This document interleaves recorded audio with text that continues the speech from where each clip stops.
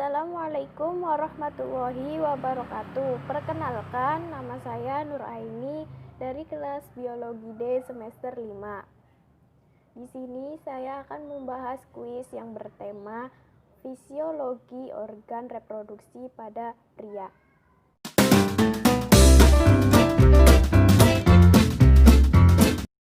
Hormon-hormon yang berperan pada sistem reproduksi laki-laki ada 5. Yang pertama yaitu hormon testosteron.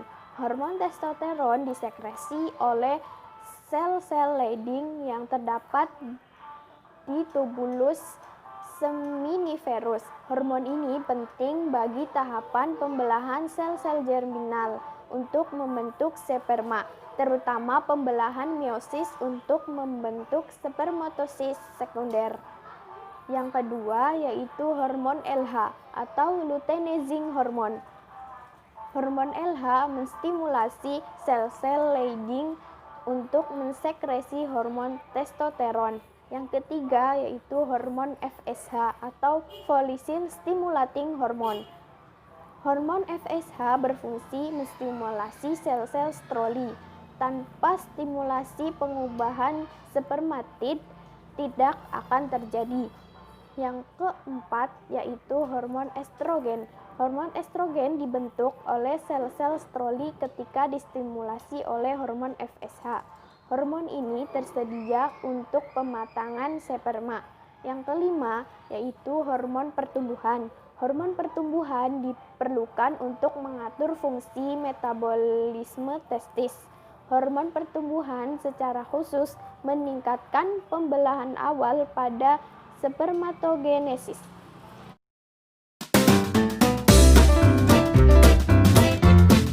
Proses spermatogenesis terjadi beberapa tahap.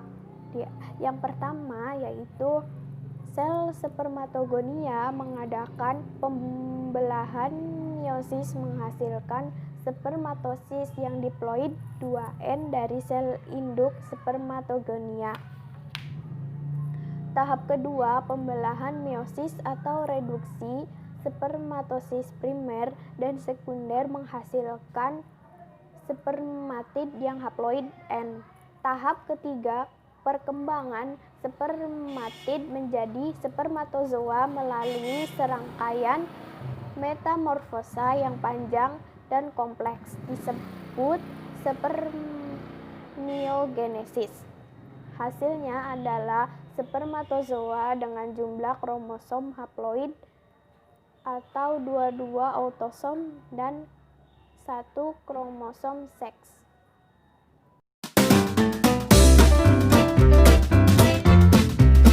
Cara menjaga kualitas sperma yaitu yang pertama mempertahankan berat badan yang sehat, kemudian memakan makanan yang sehat seperti sayur kaya akan vitamin C, D, B. Kemudian batasi atau hindari paparan zat kimia tertentu, tidak merokok.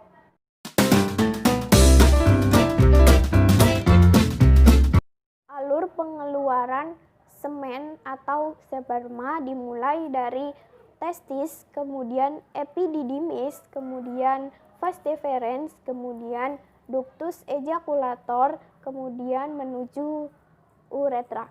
Sperma dibentuk di tubulus seminiferus di dalam testis. Pematangan dan penampungan sperma terjadi di bagian epididymis. Sebelum ke uretra, sperma akan mendapatkan cairan oleh vesicula seminalis dan kelenjar prostat. Sperma akan keluar dengan didahului ereksi pada penis.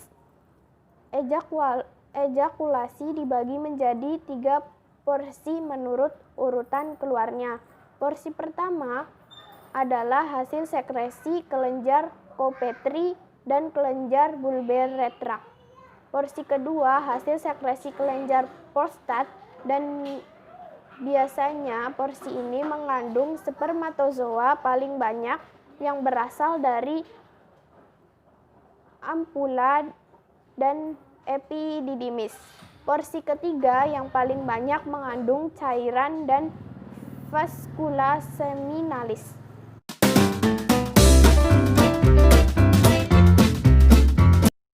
Gangguan-gangguan pada sistem reproduksi laki-laki diantaranya yaitu mengalami gangguan fungsi seksual seperti sulit mengalami ejakulasi.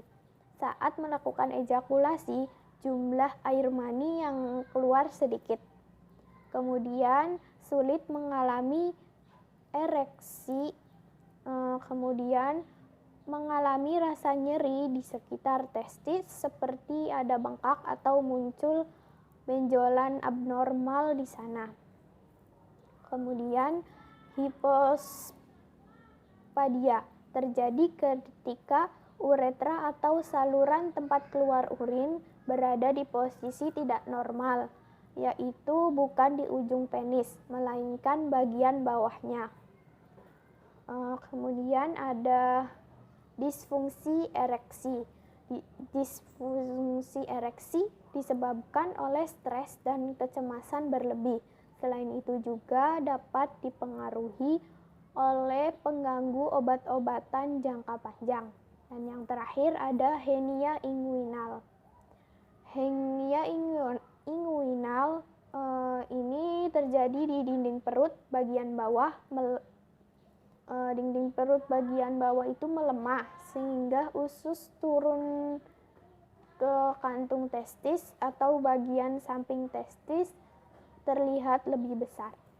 Sekian pembahasan kuis dari saya, kurang lebihnya mohon maaf. Wassalamualaikum warahmatullahi wabarakatuh.